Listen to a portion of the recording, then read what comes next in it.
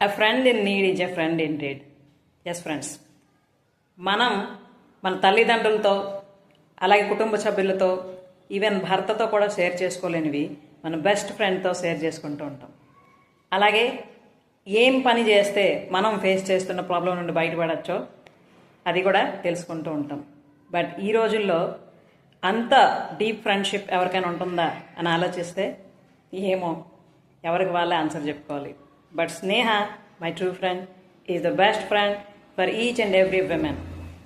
ఏ women అయితే yes నాకు pure friendship కావాలి, అలాగే నేను లిమిటేషన్స్తో ఎక్కడైతే ఆగిపోతున్నానో అక్కడి నుండి బయటపడాలి అని కోరుకుంటున్నారో వాళ్ళందరి కోసం ఈ సాటర్డే 3:30 PM లైవ్గా యూట్యూబ్లో కలవబోతున్నా.